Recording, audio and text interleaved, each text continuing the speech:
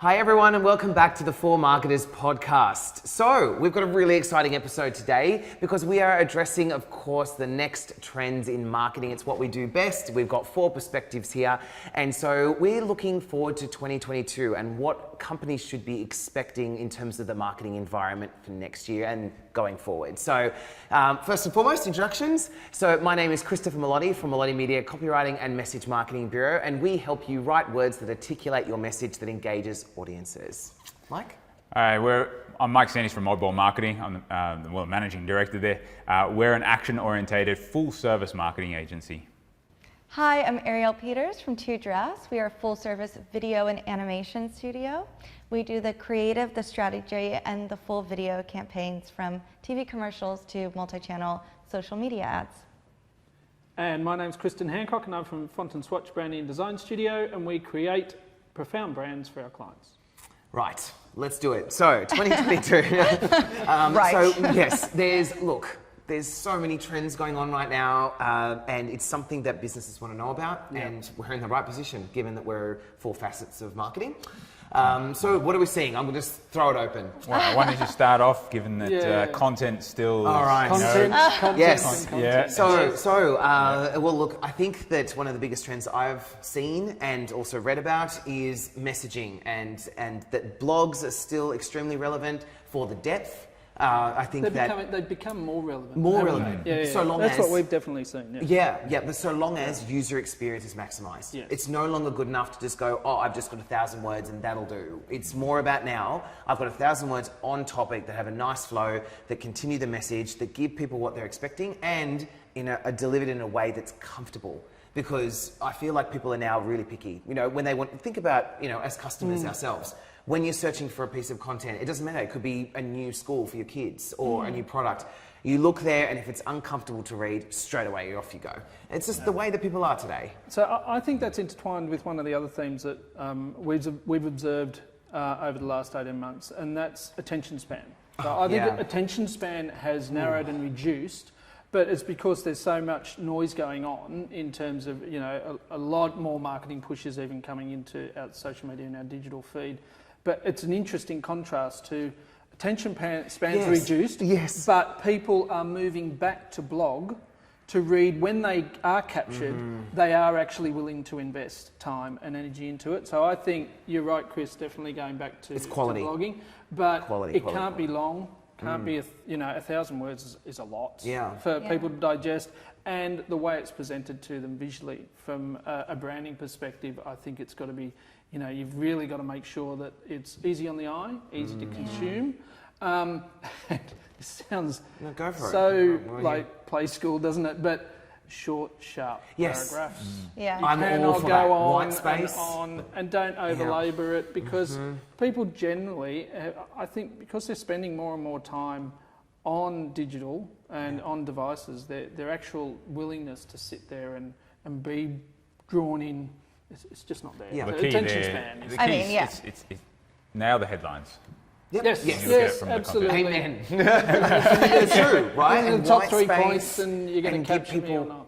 Give people an incentive to read on. So I didn't step on your point, but it's not like having those bullet points and things that stop beating around the bush, right? Say, here's what you need to know, here's why you need to know it, here's how you do it, here's the call to action, get it done. I mean, we're definitely there with video as well. Yeah. We've had such a shift from doing longer videos and even 30-second TV commercials, and now where we're playing a lot with our clients is that 6 seconds and 15-second ads. They're huge, and that's what's being utilized for 6 seconds. Yes. 6 seconds. And script writing those. Oh my gosh. It's like here's 7 messages to get in 6 seconds. 12 months ago when we were doing this podcast, we were talking about going from, we've got the 1 to 3 minute ad down to we're going to 30 seconds, and people are starting to think about 15. Now you're telling us 12 months on that's 6 seconds. What are you going to tell us next year? It's like 2. It's just a brand.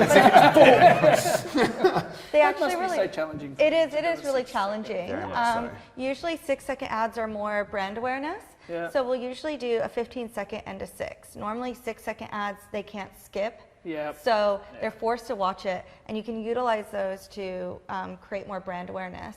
But the 15-second one, you can actually do direct product marketing, so that you can actually have that ROI of going to the landing page or taking that next step. So it's a combination of putting paid behind the 15s and the 6s, and usually having quite a few different varieties as well for the customers to be able to view. I suppose in line with that too is that you're actually starting to also respect people's time. Yeah. Oddly enough, in one. that when you think about it, because you're not forcing them to sit through a 30-second, 1 minute sort of ad. You're trying to grab their attention in a very short space of time. And if you get their attention, well, great, they're the right person to be taking the steps further and investing time. If not, carry on. Well, yeah, exactly. And it's not, and really the days of just TV commercials is just gone. And I think one of the big trends we're going to be seeing, and I've been seeing a lot when doing our video strategy sessions for 2022 for big corporate clients, is that all the money that's been going just directly to TV, they're starting to see the importance of putting big money behind socials. So putting behind programmatic and having the more money behind YouTube, Facebook, LinkedIn, TikTok, Instagram, Pinterest, because how you can get clients and customers through those channels are really how you're reaching your under 30s. Yeah. So to get the same brand trust and brand awareness that they already have in the older generation has to be put, the money has to be put behind those channels in order to keep that recognition up as the generations get older. Is that, do you think, aligned to one of the other themes that I think we're probably all seeing, which is increased personalisation? Oh, huge. And pushing, so taking away from a standard TVC or TV commercial that you would do in video, which is really, it's a bit of a scattergun approach, and it's like horses for courses, even though you're narrowing down the time frame when they're going to see it. But instead they're saying, no, we've got to be more personalised, we've got to understand our audience better, and we're actually doing, are they doing different videos for different social platforms? And so therefore it is really tailoring down to who's using. Top of that, well, I feel like bringing another trend on top of that is winging marketing, like winging your way through it, is starting to dwindle because people have such short attention spans and they're very focused. Writing your own copy, designing your own brand, shooting your own videos is going to struggle because it's not a senseless promotion. It really is going to a specialist to get those words down to 6 seconds, to shoot that video that's going to get 6 seconds of impact. You can't just get the admin person to write them. It's building your own websites. If you need to really get that attention, you need a message that's going to hit. You can't just be like, no, we can just try it out. Don't you reckon? That's a whole episode in its own. Right? Kind of go into where, but it's true. You can do all right. Like people can do it themselves, and you can nail it, and you can do really well. The likelihood of that happening, though, is pretty low. Is very. You get the odd consumer. Consumers are a bit more tolerant if it's a really small business startup, and they're getting that budgets are constrained. But if you're a business that's operating, you're doing reasonably well, and you are getting a lot of people turning up, they're just not accepting it anymore. They've got so much choice. So many other places are going to engage them and engage them well, and have really considered their whole brand journey. And we can talk about flywheels or not, etc. But it's true, yeah. But so the people that are putting in the effort and doing the personalisation are the ones that I think standing out, having an impact. It's personalisation, but it's actually as well having always on content now. Yes. So really, it's about what we're seeing. The big shift is going from having a few really large budget campaigns for a few videos to now when we're going out and filming, we are getting content every day. We're thinking of how can we utilize this one day to get multiple different videos from it. We're also shooting everything in 4K or 5K so that we can utilize it for 1x1 for 9x16 and 16x9 or 4x5. So when we're going out and filming, we're thinking of how we can utilize this content across all of their different channels. And we're trying to make sure that we're filming content that can be utilized in series or can at least get more play out of it than one creative idea. And that's the same for us, is when we're creating brands or working with brands, a lot of them are talking to us now about not just creating a brand and giving it a voice, but giving it a voice by segmentation. So looking at the different audience that's going to be attracted to this, and then giving us a tone of voice for each one that then they can then roll out through their brand guidelines and hand to the rest of the people around the table. People are asking. They're still asking for the project by project, but now people are starting to ask for like core messaging rather than actual like executions because they want like a core. So that they can put it over across different channels. So I'm with you as well. Yeah, we're seeing and more personalisation down that core messaging as well. So it's like, because people are understanding, because they're getting better data. Yeah. They're understanding their audience better, so they can talk to us about the real segmentation of what their audience looks like. And then, okay, so what is our look and how is that consistently with our wider brand? The other part of that... How can we not break trust by touching in and trying to be personal and actually realising we're not resonating? I don't know if, Mike, you've been seeing this, but one of the things that they're noticing is because now we're been more digitally focused, the brand loyalty isn't there as much. People are starting to... cheat on their favorite brands. They're exploring. I love that cheat on the It's true. They have a That's side also true. And so this is such an important time for brands to be marketing in very local, personalized ways, and keep that at the top of their mindset because they're not just sticking to their favorite brands anymore. This is a time with digital. And because it's more digital, it's the companies that have focused on that, where it's a one-stop shop. We're seeing that now because customers don't want to leave their social platforms to go do shopping. They're adding all the tags on Instagram, on Pinterest, so that you can even watch live videos now and get products from them. So it's all about the tagging so that they can shop directly from wherever they're at and they don't have to have too much of an experience. And they definitely don't want to have to go to store or pick up a phone. They want to be able to do everything. Gosh, I know, right? That's where amazing, though, isn't it? That's like one of the other episodes where we look at the meta side of things. When you look at starting to incorporate the AR, VR side of things, that's where the ability to cheat or to explore other brands, you can get that immersive feeling. It's so convenient to do that. You don't have to just stick with the one brand. You can actually explore it much more thoroughly and get a more immersive feeling of that allows it more freedom for people to go from one brand to the other. So it means that for many organizations, they're just going to have to work harder at keeping and so earning that loyalty and maintaining that loyalty. It's not just a given, and it's not just a case of, well, they're not going to go anywhere else. They wouldn't work this like too hard. Now it's too they've got things. so much. It's the most dangerous sentence, right? And it's not going to go anywhere else. It's weird because it's not competition for your natural competitors. So it's actually competition for the airtime of the audience. Attention. It's attention. So you might be perusing and looking for a certain product, but then if your attention's galvanised over here for it, I was looking for a homeware product here, but now, oh look, here's travel. I might just go and spend that money that I had on the travel because I've been more engaged and personalised there. So I think that's definitely a trend. One of the trends that I wanted to discuss, because this one always frustrates me, but here we go. Here we go. Is what do we think is going to be the role of influencers in 2022? Now, all the stats tell us that the role of influencers is growing massively. It's going to continue to grow. It's going to almost treble between now and 2024. Yet people, my own view is that audiences are being more discerning around influencers and no longer, oh look, here's a photo, a celebrity, here's a photo of me with this particular brand that I'm holding or using. People don't just assume that that's that's not a sponsored event now. Their natural connotation is that's a sponsored event. Do I really want to be part of that? Well, so we deal with this all the time through our video agency because we work with influencers quite a lot. And we've seen the trend is to not go for the high profile influencers and to actually go for micro and macro influencers. So they're ones that have a real actual trusted community.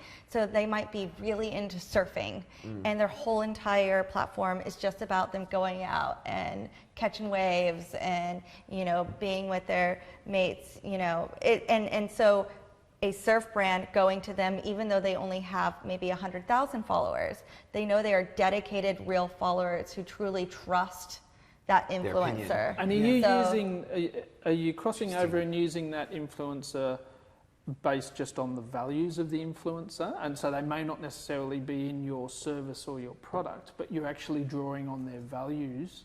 Or are you mainly aligning to, as you said, you might be a surf brand and you're targeting that particular surfer because they've got their... Values are massive. So when it's just like anything, when we're looking at bringing an influencer on for a creative video campaign, they have to align perfectly with the brand. So if the brand, has a very positive outlook, they like to give back, they are maybe really family oriented, you wouldn't have someone on there that was, cursing on every other video and doing like shake things up. Pranks. You know what I mean? Like you have to make sure that the person you're picking really stands for the brand, because now if that person is associated with your brand, it can have a really positive or really negative outcome to that. So there's a lot that goes into making that happen. And I actually, I'm fine with influencers. I think it's a beautiful way to combine people's passions with your products and being able to see them out there actually being used. I just think it's a sector of marketing, and it's there to stay. It's good to capitalize on it, but I think it is worth, and it's better for your budget to go with these more micro and macro influencers, but then also utilizing other types of marketing alongside. Yeah, I would agree that omni-channel. Yeah. The interesting, I think you kind of hit on a really key point there, and why influence is so important in the marketing mix, and that is the trust factor. Yeah. For so many years we've been sort of we've been sold to, lied to, coerced. That I think there's an underlying sense of distrust and skepticism when people sort of see what advertising's done and what advertising is promising as a solution. That we have that. I think it's a healthy sense of skepticism these days. And influencers played a critical role in kind of breaking down that barrier. And so as long as that influencer maintains trust with their audience. That was it, because they're getting just as much pushback now too. So they're being a lot more selective with the products they go after. So if anything, at the beginning, these influencers were like, this is great, look at me just getting all this stuff. And they were like, and people were okay with it. But now there's a lot of pushback, and they can lose a huge amount of followers straight away if they're pushing a product that doesn't align with their followers' morals or standards. Like if they did a diet protein shake, and it could cause huge uproar within their, community. So I think we're actually seeing, because it's become such more of a mainstream thing and it's now such a part of marketing, there is this expectation of trust and respect I think so, massively. That's for happening, brands. yeah. Because there are certain the great influencers do come with their own credibility, and they now need to maintain that credibility. So I'm on board. No, I agree. I think they are going to be big in 2022. I do. Yeah. I think you've nailed it there also, which is the part that I wanted to draw out. I think they're going to be micro, and I think they're going to be more aligned to the brand's values.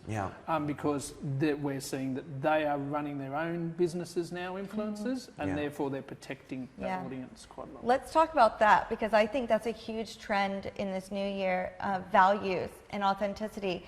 I've seen, we've been doing a lot of video strategy plans for our clients for the new year, and a lot of them are starting to partner with not-for-profits social and responsibility. social responsibility movements, because customers not only now they expect it, and they don't even want to buy or purchase or work with businesses that aren't giving back. And so that's something that's definitely, I think we're going to see a lot more big corporations partnering with social change or not-for-profits, in a lot more than just saying, we've donated this one thing. It's going to be a full partnership that's going to be happening. And like I'm seeing it in my own business. Every time I post about, say, the RSPCA or something like that, about the partnership we have with them, huge traction.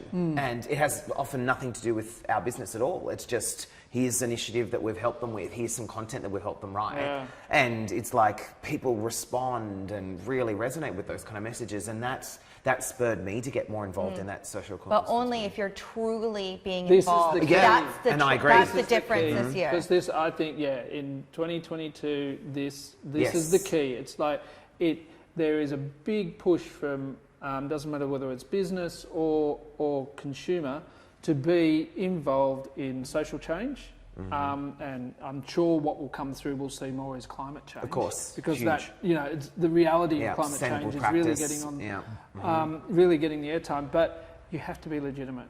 Yeah. Do not embark on this unless you are prepared to be legitimate in it and actually take action.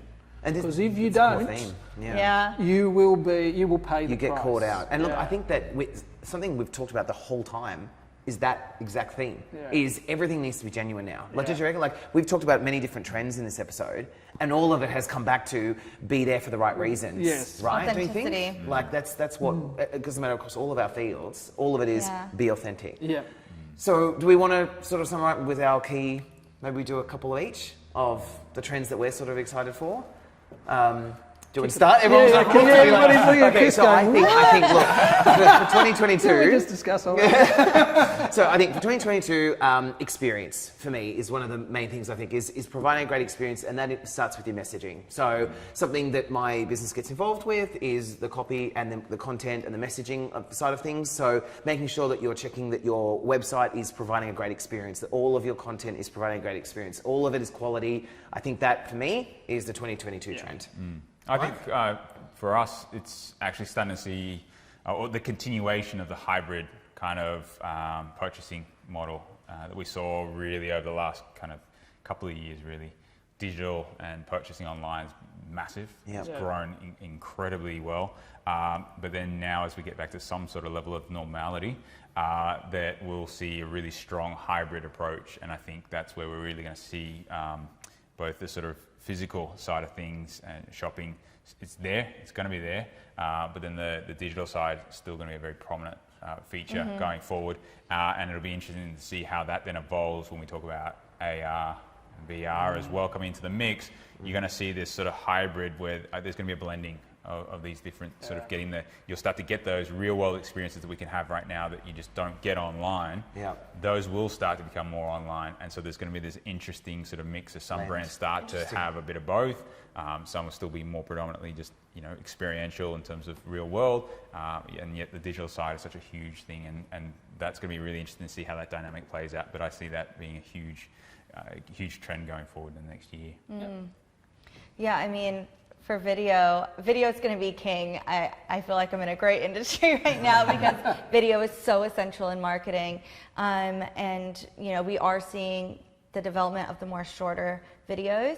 As I said, I think it's having more of a programmatic approach, most likely, to the video marketing, making sure that there's more budget being put more towards the social platforms.